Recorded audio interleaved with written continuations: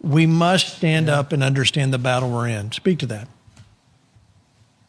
Yeah, well, it is. It's been a spiritual battle. But one thing we also have to remember, we're in the middle, in the spirit that is going to manifest in the natural, of a turning point or a shift change. What do I mean? Exodus 8, you could see the narrative.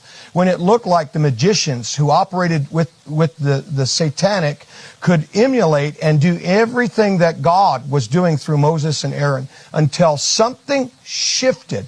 It was the finger of God. It was the God factor that inserted himself and caused everything to shift to where the occult and the spiritual warfare, they said, we cannot do this. In other words, their power was restrained and neutralized. And this is what is going to continue in America, but also Texas. God said a righteous rebellion would come upon the United States of America. And I'm telling you, what we're seeing with your guest tonight is part of that righteous rebellion. It's not just the people. It's those who will rise up and rebel against the darkness and the evil, who will stand for righteousness. And Texas shall be a prototype in this nation for what God is going to do through our government, legislation, and the people. Well, I made 8, so I'm not sure where the other, 7 went. So, Gene, I don't know how to answer that, so I came up with a dumb answer, okay? That was good, though. I appreciate that, because it's a dumb question. It's a dumb question. All right, it was a dumb question. And people think that my answer was dumb just like they thought her answer was dumb. That was the point of my dumb answer. No, you're good. All right. No, Gene, Yes. you remember the time when Trump was running? And this was my favorite moment, because they took out, what's his name? He ran earlier. So they said, Donald Trump is a billionaire, and they set his net worth at like $4 billion. And in Forbes magazine, and Romney ran, and he was backing up from him being a wealthy man. Trump goes and grabs the microphone and says, Forbes is completely dishonest. I have a lot more money than that. The Trump brand alone has me at $8 billion to $12 billion. And everybody laughed, because it was the exact opposite. And the truth is, if you make your money legally, I think Trump has changed the game to say, you know what? I came out of the private sector because I do real good. I'm tired of my friends getting ripped off. I know how they play the game. I know how to make money. I know how to save money. I'm going to help you all get rich, and we're going to deal with this swamp. That actually is a great Republican line. It is. However, her making money was not exactly legal. And that's why she's... Well, yes, her making money was illegal, and the fact that she didn't know about it, and it's like, Newsmax, it's like, yeah, Newsmax, and she doesn't remember. Wow. Yeah, that's bizarre. All right. Well, I might as well go around the horn. Pastor Jurgen, do you have like 7 million you don't know where, if you made or not? Yeah, I mean, I'd certainly know where it was, and if I didn't, my wife certainly would. But it's becoming more and more exposed. The insider trading, the illegal rackets run by the left, and you only have to look at when they entered the political environment to where they are now, how much their stock, how much their net worth has risen. And you look at the righteous, people like Donald Trump, who went in at their own expense, gives his salary away. But the left are not like that. They are literal grifters and hypocrites. So I'm glad she's getting called out, and I'm glad that she's got a warrior that she's running against, because the race looks like in New Jersey moving away from her towards the righteous, and we've got to just make sure we keep praying for that. Yeah, amen. And so listen, if you live in New Jersey, and we've got a lot of people live in New York and New Jersey. So New Jersey, come on. If you haven't voted, make sure you vote November 4th for the right person. Get the word out. If you know somebody in New Jersey, make sure they're voting and getting the word out. Chittarelli is moving in the right direction. He's within the margin of error now. So depending on which poll you listen to or look at. And let me say this about polls. Lance, well, no, I'll go to Chrisanne. Chrisanne, do you remember when Trump was running against Hillary Clinton, the day of the election, they said 95 Clinton, 5 Trump. And he won 2016. This is why we can't listen to polls. Well, there's a saying, statistics don't lie, but liars use statistics. And that's what we have to understand. Polls are not a truth-telling mechanism. They're actually a bias propaganda controlling mechanism, because you see, you can buy, what you're doing is paying a company to craft a question to elicit the response that you want, that you're paying to get. So polls are actually very artistically crafted and articulately crafted to give the answer that the person is paying that wants to hear. Yeah, without a doubt. In fact, let me give you an example. We could talk about the Second Amendment and gun ownership. You could see a poll that says absolutely, 95% against gun ownership. Then if you drill down, and they actually do publish the results, which they should always publish the source and how many people were polled, they'll say, oh, they polled 1,200 people in Boston versus a poll in Dallas or Fort Worth, Texas, or Houston, where you're going to get two totally different results. Now, they always, and I am amazed, Lance, I'll go to you. I'm amazed at what should be good journalism with these news agencies that will put out programmers that will put out polls and not tell you who did the poll, the margin of error. You should always be able to drill down and see all the data on the poll. That's called good journalism, and we're just not seeing it in the media today. All right, Gene, we've been getting sophisticated because as Christians, we came into this thing when Obama became president, I began to read stuff from Dinesh D'Souza, and I got educated to the fact that politics is a lot more dangerous, a cultural formation thing than I thought. And then by the time that Donald Trump came along, I was all in. I got it. Now, Trump is in the midst of a counter-revolution, seizing all 7 mountains. If you look at it that way, he's reclaiming all those domains. I'm saying that because we've gotten smarter as we've gone along. And I exhort our Flashpoint audience, listen to almost no polling data. They're paid for by sources that want the bias.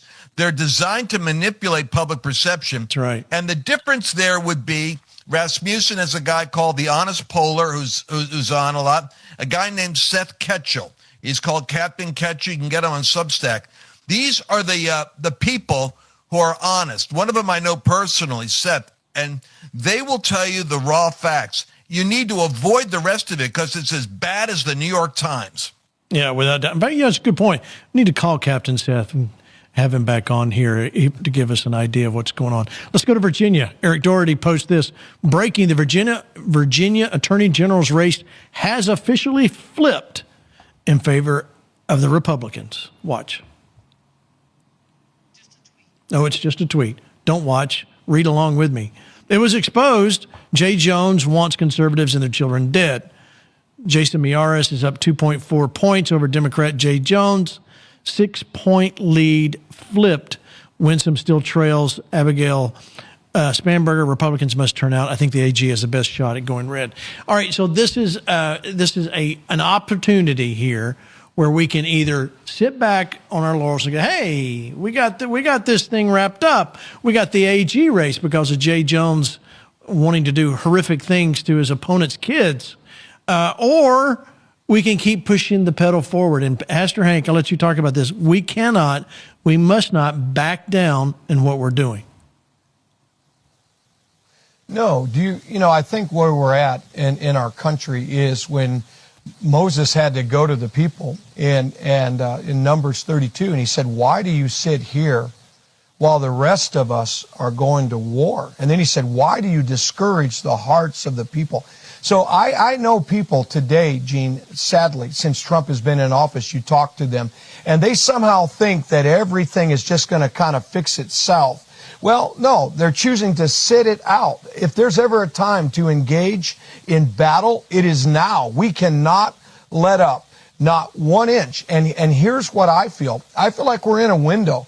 Judges 3, the people cried out for a deliverer. And the Bible says in Judges 3 that God heard, and he raised up King Othniel, who had a likeness unto the Lord, that did what was right. But the people slipped back after 40 years and began to do evil again. We cannot have that in our country. And I just want to say this last thing. Here's what we have to remember is look at the No Kings rally.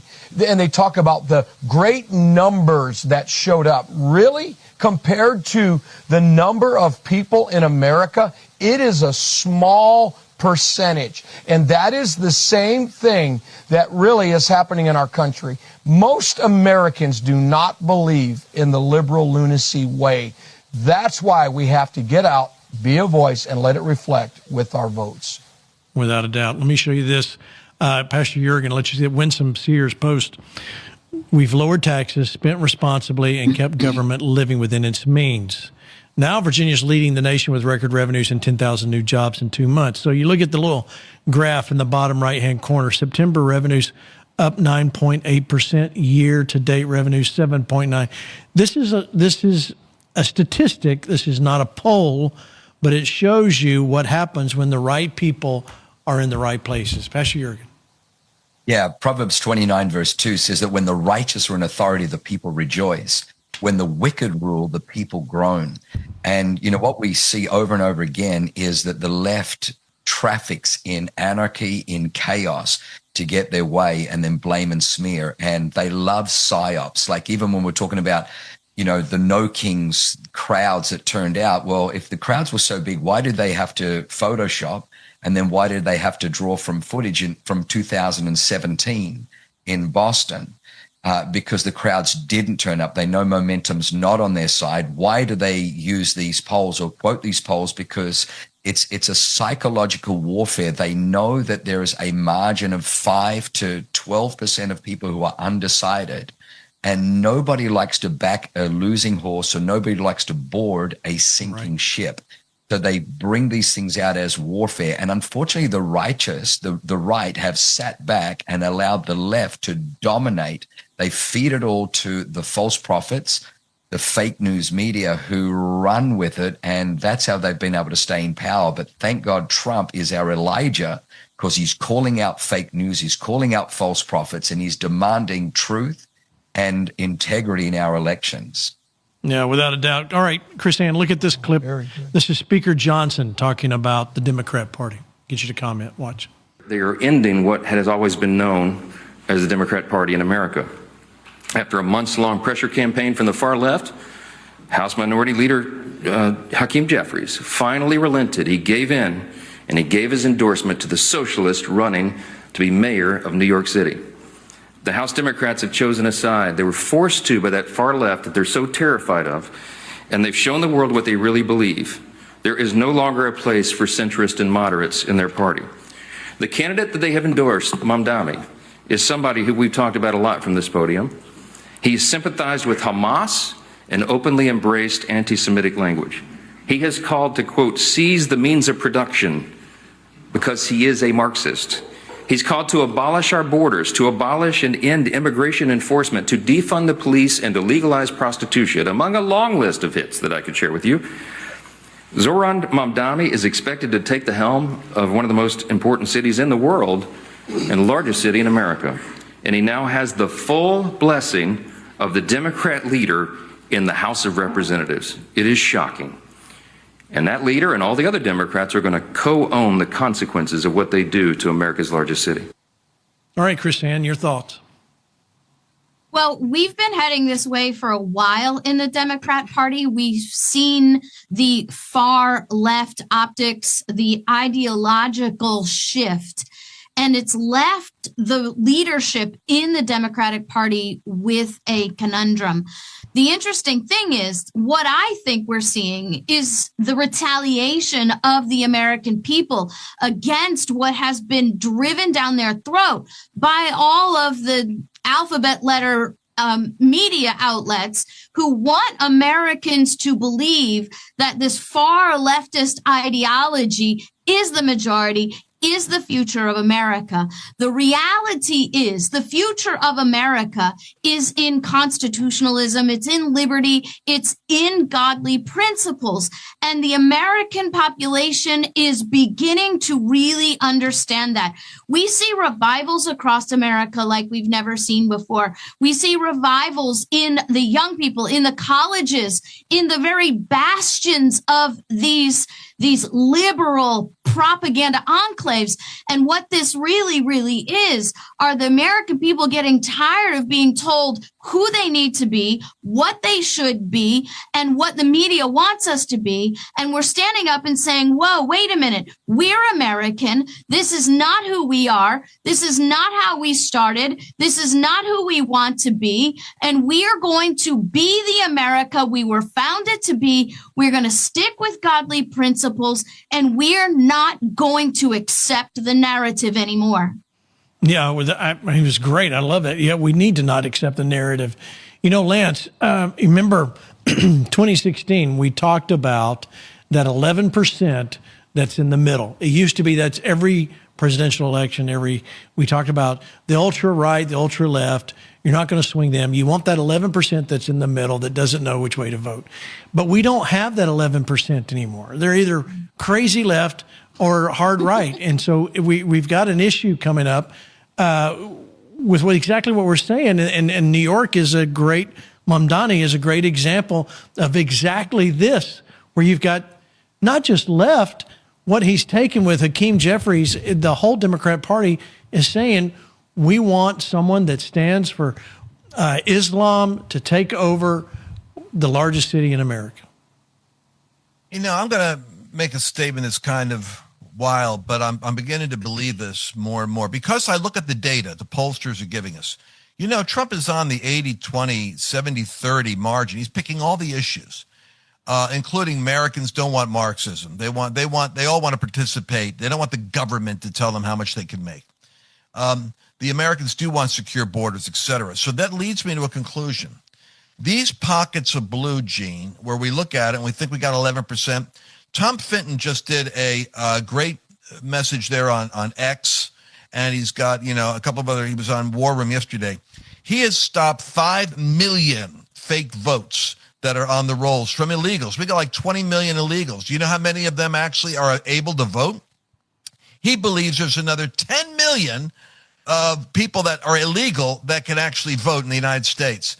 And the places where this can be the strongest is those blue patches. There's your Seattle, your Portland, your Los Angeles, your New York. And I'm going to say this, where you see the concentration of people voting in these Marxists, you probably have corruption in the electoral process. But it's like Doge. They set fire to Elon Musk dealerships. He backed out. You didn't see Donald Trump say, let's go at it again, boys. He knows what's in there. There's a fight getting at that that money. And I think the same thing is true with election integrity.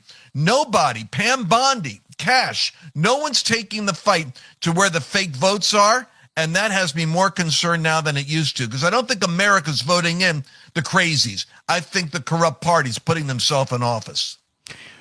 Yeah, I agree. So why are they not taking this on? That's my question. Why is this not being handled? I think the institutional power of Washington, and look at it from a spiritual perspective.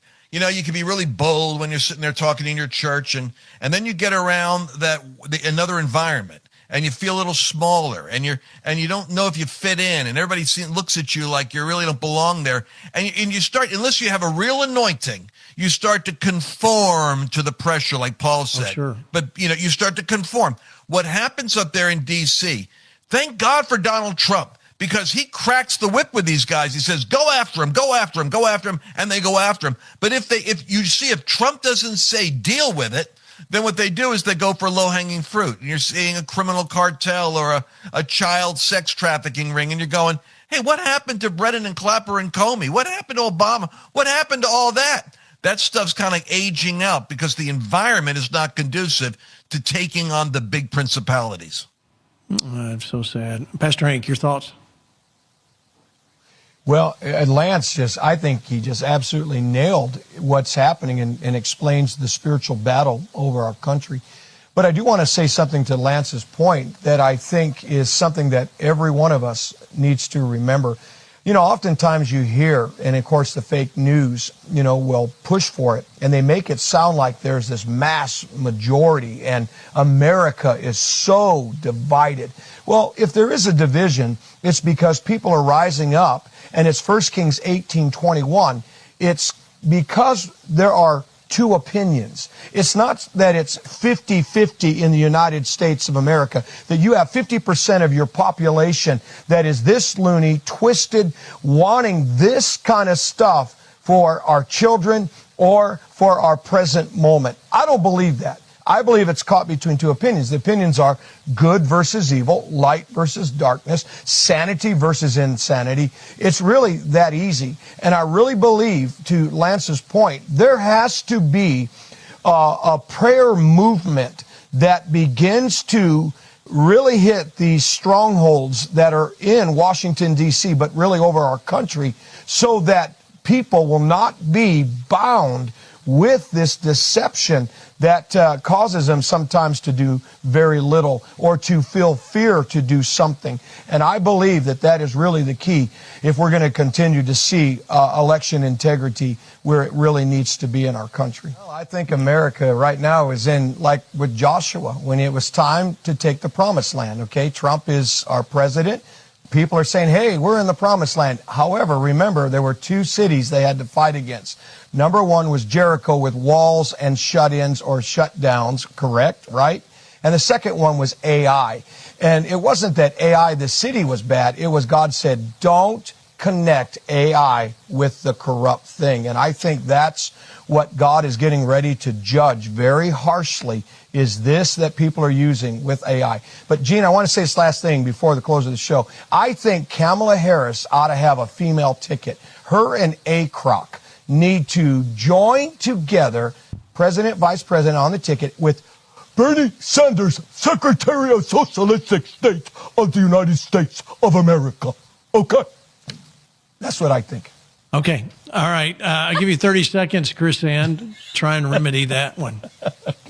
Yeah, I don't know how we can remedy that, but the reality is what we're watching is the restoration and the return of real American principles. And as you said before, this is not the time for us to sit back and watch. It's a time for us to be a part of the change. We, as the leaders of America, have to stop looking for leaders and start being them. And today is the day, and now is the time.